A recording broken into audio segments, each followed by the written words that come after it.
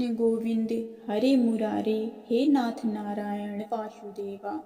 तो आइए दोस्तों, ज्ञान गंगा अमृतवाणी चैनल पर आप सभी का स्वागत है। आज हम सुनेंगे उत्पन्ना एकादशी व्रत कथा, मार्गशीर्ष कृष्ण एकादशी। सूत जी कहने लगे, हे ऋषियों, इस व्रत का वृतांत और उत्पत्ति प्राचीन काल में भगवान कृष्ण ने अपने परम भक्त युधिष्ठिर से कही थी, वही मैं तुमसे कहता हूँ। एक समय युधिष्ठिर ने भगवान से पूछा था कि एकादशी व्रत किस विधि से किया जाता है और उसका क्या फल प्राप्त होता है। उपवास के दिन जो क्रिया की जाती है, आप कृपा करके मुझसे कहिए। यह वचन सुनकर श्री कृष्ण कहने लगे, हे युधिष्ठिर, मैं तुमसे एकादशी के व्रत का महात्म्य कहता हूँ, ध्यान से सुनो।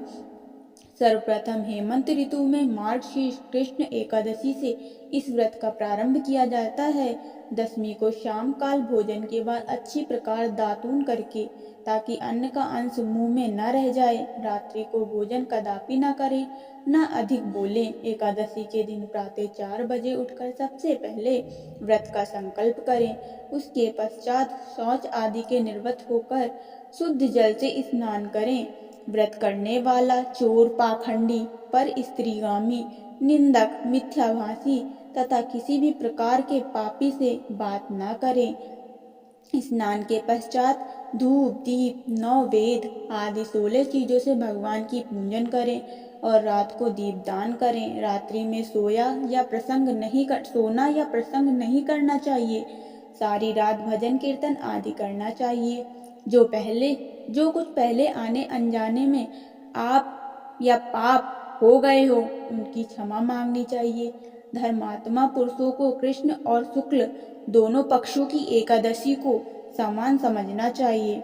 जो मनुष्य ऊपर लिखी विधि के अनुसार एकादशी का व्रत करते हैं, उन्हें शंखोद्धार तीर्थ में स्नान करके भगवान के दर्शन करने से जो फल प्राप्त होता है, वे एकादशी व्रत के 16वें भाग के भी समान नहीं है।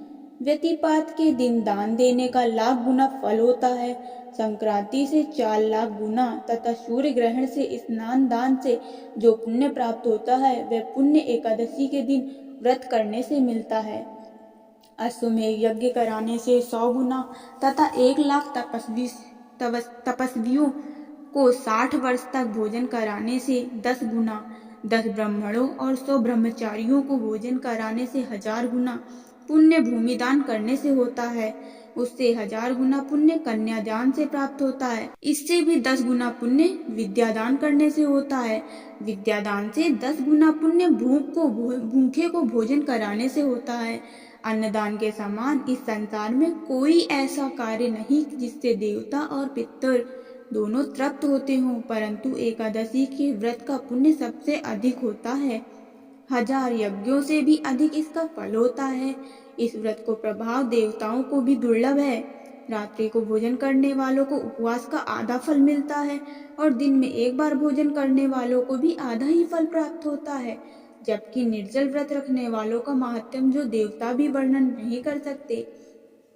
युधिष्ठिर कहने लगे कि हे भगवान, आपने हजारों यज्ञ और लाख गौदान को भी एकादशी व्रत के बराबर नहीं बताया, सो यह तिथि सब तिथियों से उत्तम कैसे हुई, बताइए। भगवान कहने लगे, हे युधिष्ठिर, सतयुग में मुर नामक दैत्य उत्पन्न हुआ। वह बड़ा बलवान और भयानक था। उस प्रचंड दैत्य ने इंद्र, आदित्य, वायु, अग्नि आदि सभी देवताओं को पराजित करके भगा दिया। तब इंद्र सहित सभी देवताओं ने भयभीत होकर भगवान शिव से सारा वृतांत कहा और बोले कि हे कैलाशपति, मूर दैत्य से भयभीत होकर सब देवता मृत्यु लोक में फिर रहे हैं। तब भगवान शिव ने कहा, हे देवताओं, तीनों लोकों के स्वामी, भक्तों के दुखों का नाश करने वाले भगवान विष्णु की शरण में जाओ, वे ही तुम्हारे दुखों को दूर कर सकते हैं। शिव जी की ऐसे वचन सुनकर सभी देवता क्षीर सागर में पहुंचे। वहां भगवान को शयन करते देख हाथ जोड़कर उनकी स्तुति करने लगे कि हे देवताओं द्वारा स्तुति करने योग्य प्रभु, आपको बारंबार नमस्कार है। देवताओं की रक्षा करने वाले मधुसूदन, आपको नमस्कार है, आप हमारी रक्षा करें। दैत्य से भयभीत होकर हम सब आपकी शरण में आए हैं। आप इस संसार के कर्ता, माता पिता, उत्पत्ति और पालनकर्ता और संहार करने वाले हैं। सबको शांति प्रदान करने वाले हैं। आकाश और पाताल भी आप ही हैं। सबके पितामह ब्रह्मा, सूर्य, चंद्र, अग्नि, सामग्री, होम, आहुति, मंत्र, तंत्र, जप, यजमान, यज्ञ, कर्म कर्ता, भोक्ता भी आप ही हैं। आप सर्व व्यापक हैं। आपके सिवा तीनों लोकों में चर तथा अचर कुछ भी नहीं है। हे भगवान, दैत्यों ने हमको जीतकर स्वर्ग से भ्रष्ट कर दिया है और हम सब देवता इधर उधर भागे भागे फिर रहे हैं। आप उन दैत्यों से हम सबकी रक्षा करें।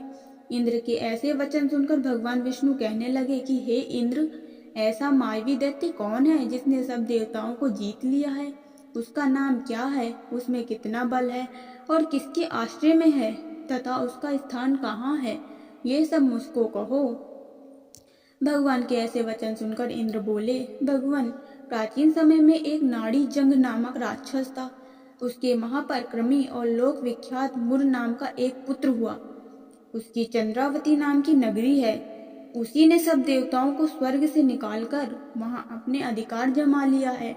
उसने इंद्र, अग्नि, वरुण, यम, वायु, ईश, चंद्रमा, नैवेद्य आदि सबके स्थान पर अधिकार कर लिया है। सूर्य बनकर स्वयं ही प्रकाश करता है, स्वयं ही मेघ बैठा है और सबसे अजय है। वे असुर निकंदन, उस दुष्ट को मारकर देवताओं को अजय बनाइए। यह वचन सुनकर भगवान ने कहा, हे देवताओं, मैं शीघ्र ही उसका संहार करूंगा। तुम चंद्रावती नगरी जाओ। इस प्रकार कहकर भगवान सहित सभी देवताओं ने चंद्रावती नगरी की ओर प्रस्थान किया।